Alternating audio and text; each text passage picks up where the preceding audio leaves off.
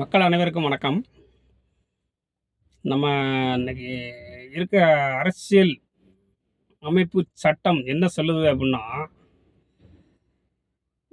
இப்போ பார்த்தீங்கன்னா, இப்ப நம்ம 2026 எலெக்ஷன்ல 75 வருஷ கட்சின்னு சொல்றானுவ. 75 வருஷ கட்சியே கிட்டத்தட்ட கூட்டணி பார்த்தீங்கன்னா, அவங்க கார்ல பார்த்தீங்கன்னா, கூட்டணி கட்சி கொடிய பார்த்தீங்கன்னா, எத்தனை கொடின்னு நம்மளால எண்ண முடியல. அவ்வளவு கூட்டணி வச்சு ஒரு கட்சி 65 இடம் தான் வந்திருக்கு. இன்னொரு கட்சி எவ்வளோ வந்திருக்குன்னு பார்த்து தெரிஞ்சிருக்கும். ஆனால் எந்த ஒரு கட்சி கூடயும் கூட்டணி இல்லாமல் தனித்து போட்டியிட்ட நம்ம தலைவர் தாவைக்கா தலைவர் விஜய் 110 113 இடம் வந்துட்டார். சரிங்களா, 111 வந்துட்டா கூட, ஆனால் பெரும்பான்மை இல்லை, நீங்கள் ஆட்சி அமைக்கணும்னா 118 வேணும். என்ன இருக்கு, நீங்கள் எத்தனை பேர் கூட்டணி சேர்ந்து நீங்கள் எவ்வளோ இடம் வந்திருக்கீங்க? யாரு கூடயும் கூட்டணி இல்லாமல் 234 தொகுதியிலையும் தனிச்சு போட்டிட்டு இருக்க ஒருத்தர் 100க்கு மேலே வந்துட்டார் இல்லையா? 108 வந்துட்டார்ல. அப்போ அவர் தானே ஆட்சி அமைக்கணும். ஆனால் அரசியலமைப்பு சட்டம் என்ன சொல்லுது அப்படின்னா, இல்லை பெரும்பான்மை இல்லை, இன்னும் 7 8 அமைச்சர்கள் வேணும், எம்எல்ஏ வேணும், அப்போ தான் நீங்கள் ஆட்சி அமைக்க முடியும். இது எப்படி இருக்குது தெரியுமா? ஒருத்தன் தரிச்சு நின்று 108 இடம் வந்திருக்காரு, அது பெரும்பான்மை இல்லையா? கூட்டணி சேர்ந்து எத்தனை கூட்டணி பார்த்தீங்கன்னா 10 கணக்கில் அடங்காத கூட்டணி. அந்த வண்டியில் கொடி பார்த்தா எத்தனை கொடி இருக்குன்னு நமக்கே தெரியல. திமுகவிலையும் சரி, அதிமுகவிலையும் சரி, எத்தனை கொடி இருக்குன்னு நம்மளே கவுண்ட் பண்ணி எண்ணம் இல்லை. அவ்வளவு கட்சி கூட்டணி. ஆனாலும் அவங்களால முடியல, ஜெயிக்கவே முடியல. ஆனால் விஜய் ஜெயிச்சிட்டாரு. 118 108 இடம் வந்துட்டா கூட தனிப்பெருமை, தனிச்சு நின்று வந்திருக்காரு. அது எவ்வளோ பெரிய மக்கள் வந்து அந்த அளவு ஆர்வமாக ஓட்டு போட்டிருக்காங்கன்னு நம்ம நினைக்கிறோம். ஆனால் அவரை ஆட்சி அமைக்க விடாம இன்னைக்கு என்னெல்லாம் பண்ணிக்கிட்டு இருக்காங்க தெரியுமா? இதுக்கு முழுக்க முழுக்க என்ன காரணம் தெரியுமா? ஒரே காரணம் தான், ஊழல். ஊழலை ஒழிப்பேன் அப்படின்னு ஒரு வார்த்தை சொன்னார் தலைவர், தாவைக்கா தலைவர். எங்கே போனாலும் ஊழலை ஒழிக்காம நம்ம நாடு திருந்தாது அப்படிங்கிற ஒரு அரசு அலுவலகத்திலேருந்து எல்லா இடத்துலையும் ஊழலை ஒழிப்பேன்னு சொன்னதுனால தான் இன்னைக்கு அவருக்கு இவ்வளோ பெரிய சிக்கல். ஊழலை பற்றி நான் கண்டுக்கிட மாட்டேன் அப்படின்னு சொல்லியிருப்பாருன்னா ஈஸியாக எப்போவோ அவரை இது பண்ணி விட்டுருப்பாங்க. சாதாரணமாக நீங்கள் ஒன்றும் வேண்டாம், ரேஷன் கார்டு அப்ளை பண்ணதுக்கு நீங்கள் ஒரு தாலுகா ஆஃபீஸோ இல்லை ஒரு டெத்து சர்டிஃபிகேட்டோ பர்த் சர்டிஃபிகேட்டோ வாங்குறதுக்கு நீங்கள் போயிருங்க. உங்கள்கிட்ட காசு வாங்காமல் அங்கே வேலை நடக்காது.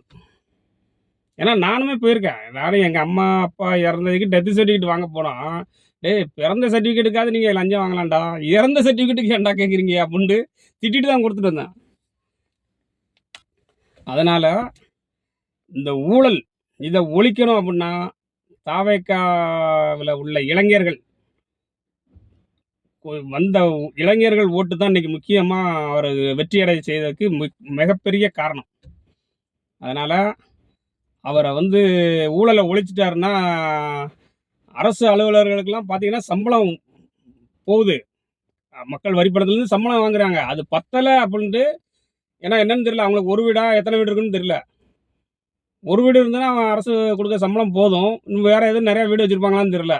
அதனால தான் வந்து வார மக்கள்கிட்ட இந்த பேப்பர் இல்லை அந்த பேப்பர் இல்லை. அவர் ஏற்கனவே தலைவர் தாவேக்கா தலைவர் விஜய் பிரச்சாரத்திலே சொல்லிட்டாரு, உங்களை அலக்களிக்கிறாங்க அப்படின்னா டப்பு இல்லைன்னா, அந்த பேப்பர் இல்லைன்னா நீங்கள் அலக்களிச்சு உங்களை அங்கே போய்ட்டு வா, இது வேண்டா அது வேண்டான்னு சொல்லுவாங்க. இதுக்கு ஒரே ஒரு காரணம் ஊழல். இந்த ஊழலை ஒழிச்சாச்சுன்னா இந்த வேலை இருக்காது. ஈஸியாக இப்போ வரைக்கும் பதவி ஏற்க விடாத காரணமே இந்த ஊழலை ஒழிக்கும்னு சொன்னதுனால தான். வேறு எதுவுமே நீங்கள் மக்கள் புரிஞ்சுக்கிட்டா போதும். சரிங்களா? ஊழல் எங்கேருந்து ஆரம்பிக்கிறது பார்த்தீங்கன்னா, ஒருத்தர் பிறக்கும்போது அவனுக்கு சர்டிஃபிகேட் வாங்கும்போது அங்கேருந்து ஆரம்பிச்சிருது. பர்த் சர்டிஃபிகேட் வாங்கும்போது அங்கேருந்து ஆரம்பிக்கிறது. தொட்டு அவன் இறந்து குழிக்குள்ளே போனதுக்கப்புறமும் அவன் செத்துட்டான்னு சொல்லி அவனுக்கு இப்போ சர்டிஃபிகேட் வாங்குறதுக்கு அதுக்கும் காசு கொடுத்தா தான் வாங்க வேண்டியிருக்கு. பைத்தியக்கார பேலுவ. நம்ம இன்னைக்கு இதில் இந்த ஊழல் அப்படின்னு சொல்லுதோம் இல்லையா, ஒருத்தன் பிறந்ததிலிருந்து இறக்குற வரைக்கும் அவனுக்கு லஞ்சம், ஊழல் அவன் லஞ்சம் குடுத்து, குடுத்து, குடுத்து மனுஷன் கடைசி குழிக்குள்ள பொணமா ஆனதுக்கப்புறமும் அவன் இறந்ததுக்கு சர்டிஃபிகேட் வாங்குறதுக்கு லஞ்சம். அப்புறம் பார்த்தீங்கன்னா, இவரு ஊழல ஒழிக்கணும்னு சொல்லியிருக்காரு. ஊழல ஒழிக்கணும்னா என்ன பண்ணணும்? மக்களுக்கு நெறையா இப்போ மகளிருக்கு ரூ. 2,500 இதெல்லாம் குடுக்கணும்னு சொல்லியிருக்காரு இல்லையா? எப்படி குடுப்பாரு? அப்படின்னு அதுக்குள்ள பேச ஆரம்பிச்சுட்டானுவ. எப்படி குடுப்பாரு? அப்படின்ட்டு. எப்படி குடுப்பாரு? குடுக்கலாம். அழகா குடுக்கலாம். நீங்க இன்னைக்கு பார்த்தீங்கன்னா, அ டாஸ்மாக்ல பாருங்க. இன்னைக்கு அந்த ஒரு டாஸ்மாக்ல கூட நல்ல சரக்கே கிடையாது. பூரா டூப்ளிகேட் சரக்கு தான் வித்துக்கிட்டு இருக்கானுங்க. அதோட கொள்முதல் விலை ஒரு பாட்டிலுக்கு ஒரு குவார்ட்டருக்கு வந்து கொள்முதல் விலையே ரூ. 36 தானாம். ஆனா இவனுங்க விக்கிறது எவ்வளவு? ரூ. 210. அது ரூ. 200 தான் அதில ரேட்டு போட்டிருக்கு. அதுலயும் ரூ. 10 வாங்குதான். ஒரு அமைச்சர் இருக்காங்க. அந்த ஒரு ரூ. 10 அமைச்சர். அந்த பரதேசி என்ன வ வ அந்த மாரி தான் திட்டம் வேற வருது. ரூ. 10 அமைச்சர். இவருக்கெல்லாம் வந்து இன்னும் அமைச்சர் பதவி எதுக்கு குடுத்துருக்கானுங்கன்னு தெரியல. எந்த கடையில, எந்த ஊழியர் எப்படி ரூ. 10 நான் வாங்கலன்னு சொல்றாரு. எந்த கடையில, எந்த ஊழியர் உங்கள்ட்ட ரூ. 10 வாங்க சொன்னாரு? எந்த வாங்குதாங்கன்னு சொல்லுங்க பார்ப்போம்னா. நென்னைய வரைக்கும் நேத்து வரைக்கும் நாங்க வாங்குனோம். ரூ. 210 தான் வாங்குதாங்க. ரூ. 200 பாட்டிலுக்கு 210 தான் வாங்குதாங்க. இது எப்படி இல்லன்னு சொல்ற? ஒரு நாளைக்கு குறைஞ்சபட்சம் ஒரு பாட்டிலுக்கு ரூ. 10 வாங்குனாங்க இல்லையா? 1,00,00,000 மக்கள் தமிழ்நாட்டுல 1,00,00,000 மக்கள் தினசரி குடியாரங்க இருக்காங்க. குடியாரன்னு சொல்லக்கூடாது. மதுப்பிரியர்கள்னு சொல்லுவோம்.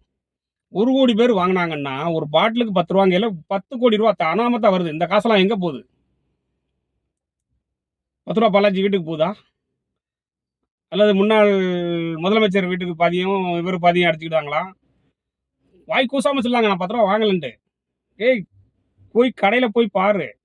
எவ்வளவு வாங்கிட்டு இருக்கானுங்க. ஒரு கடையில கூட ஏன் ரூ. 10 வாங்குதே, அமைச்சர் வாங்கலன்னு சொல்றாருன்னு கேட்டா, அவர்ட்ட போய் கேளு அப்படிங்கானுங்க. அடிச்சுட்டு தான் இருக்கானுங்க.